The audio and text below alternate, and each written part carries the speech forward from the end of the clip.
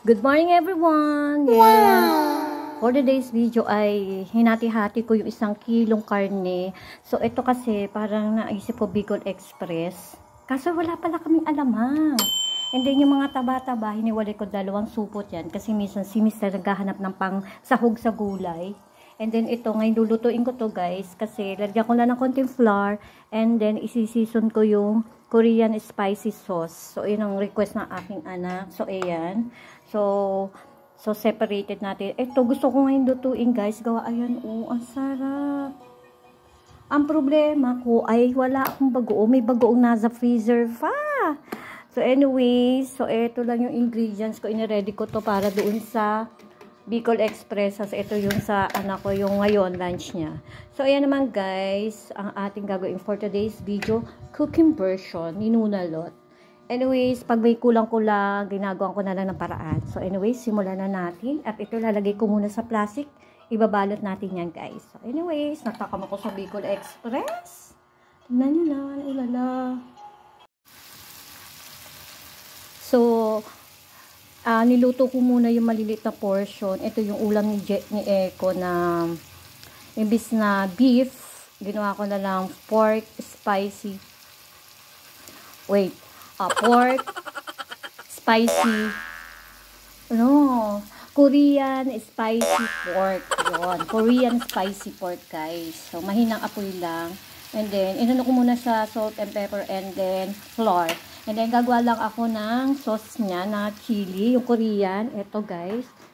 So, ayan. Ay, side dish ni Eko, carrots. Kaya, babalatan ko pala muna. Ayan. So, ayan ang ating, ito yung partner ng, sa anak ko na gulay. Kasi ito na available sa rep. Ayan. Ilalaga ko na lang siya. And then, gusto ko ng Bicol Express. Wala akong bagoong. Pwede ba ang mag-Bicol Express ng walang bagoong? So, ay guys, nagawa ko ng sauce ng pork spicy pork spicy na Korean. Korean spicy pork. Ala, whatever. Ay, bongga. And then, ayan, konting toyo, gochujang, and then yung bawang means, and then lalagyan ko lang ng honey. Kita nyo ba guys? Ayan. Ayan, honey. And then, doon sa mga Korean na ramen, yung mga binibili natin na sauce ay hindi ko tinatapon at hindi ko nilalahat guys. Isinasama ko siya dito. And bongga, napakaanghang. Ay gusto ng anak ko ay super anghang daw. O, siya pagbigyan ng hilig. Ayan. And then, konting sesame oil para hindi siya ganun ka-oops. And sesame seeds, mamaya. And then, ayan, mix-mix lang natin yan.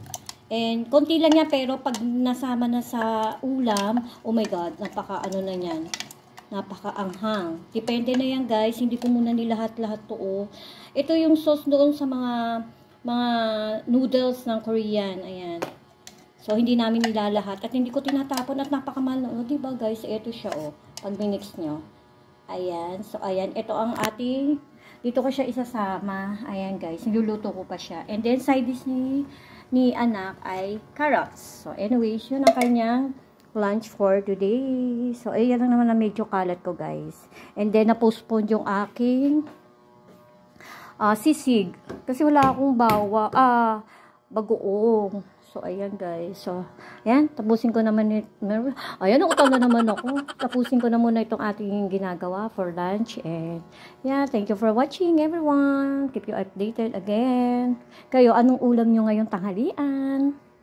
Madali lang to guys. Lahat ng mga ginagawa ko, mabilis ako anong meron sa rep talaga. Yeah.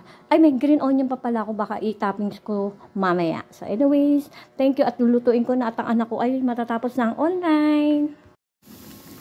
So, ayan guys, nilagyan ko lang siya ng green onion tsaka sibuyas. Nagkamali ako dapat hiwalay yung bawang at tsaka green onion. Sa pagmamadali ko, gusto ko na matapos. Anyways, pareho din ang lasa niyan guys. So, ayan. Medyo niluluto-luto ko na. Tinabi-tabi ko muna yung karne.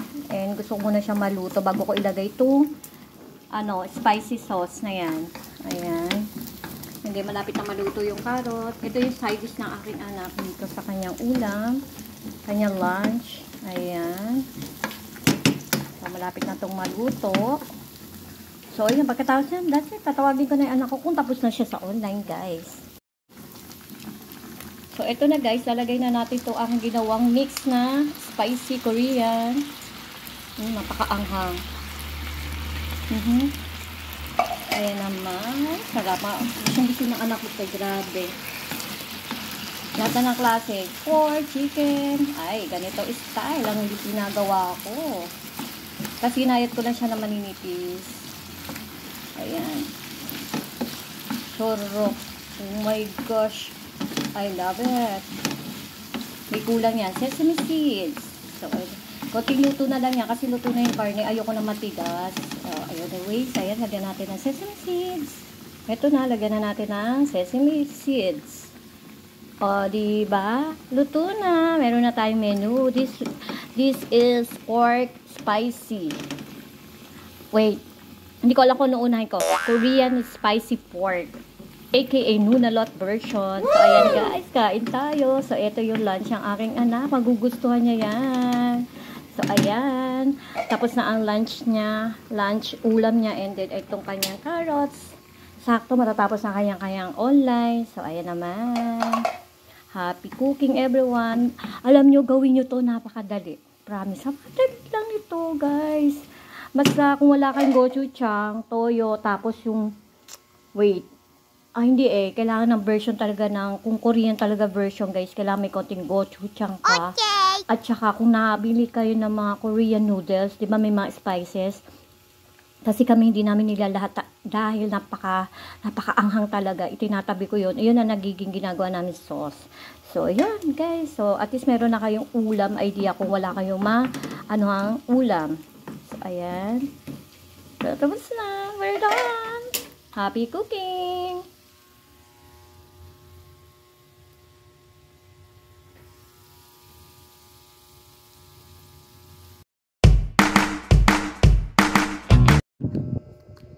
Hello everyone!